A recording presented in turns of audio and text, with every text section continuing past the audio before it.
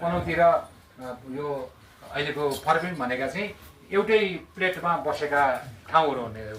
त्यो भएर यो 72 सालको भूकम्पले पनि यहाँ धेरै असर पारेन, किनभने एउटै प्लेटमा छ। र त्यो बजार चाहिँ धेरै पुरानो सहर हो। यो कहिले स्वतन्त्र राज्य पनि थियो भन्छन्, कहिले अब काठमाडौँको अधीनमा थियो, कहिले पाटनको अधीनमा थियो। र पहिलाका योगीहरू पनि आएर यहाँ ध्यान गर्थे होइन, तपस्वीहरू पनि यहाँ ध्यान गर्थे।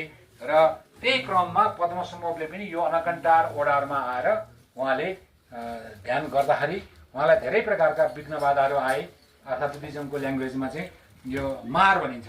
धेरै प्रकारका मारले सताइसकेपछि अनि त्यो मार दमन गर्नको लागि उहाँले तल्लो गुफामा गएर, अघि सुरुमा हामी गएको शेषनारायण गुफामा बसेर उहाँले चाहिँ ती मारहरूलाई दमन गरिसकेपछि अनि फेरि यहाँ आएर उहाँले उत्तम सिद्धि, महामुद्रा सिद्धि भनिन्छ, जसको पर्यायवाची शब्द चाहिँ इन्लाइटेनमेन्ट अर्थात् पद्मसम्भव इन्लाइटेनमेन्ट भएको प्राप्त गरेको ठाउँ चाहिँ यो गुफा हो। र यसपछि के भयो त भन्दाखेरि गुरु पद्मसम्भवले त्यो ध्यान गरेर बसेको बेलामा चाहिँ तिब्बतबाट दूतहरू आइपुगे। राजा खिचौन्डेछन् भन्ने राजा हुनुहुन्थ्यो।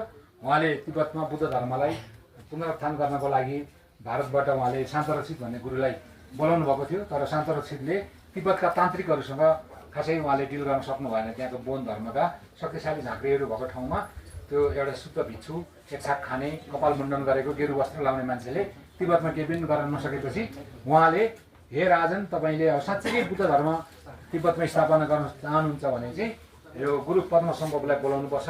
उहाँ चाहिँ अहिले नेपालको असुरो गुफामा हुनुहुन्छ, उहाँलाई बोलाउनुहोस् भनेर उहाँले सिफारिस गरेपछि अनि राजा खिचौन्डेछन्का दूतहरू यहाँ आएर गुरु पद्मसम्भवलाई बिन्ती गरेपछि अनि गुरु पद्मसम्भवले तिब्बती राजाको निमन्त्रणा स्वीकार गरेर अहिले यो नुवाकोट, रसुवा, केरुङ हुँदै अनि उहाँ चाहिँ लासा पुग्नुभयो।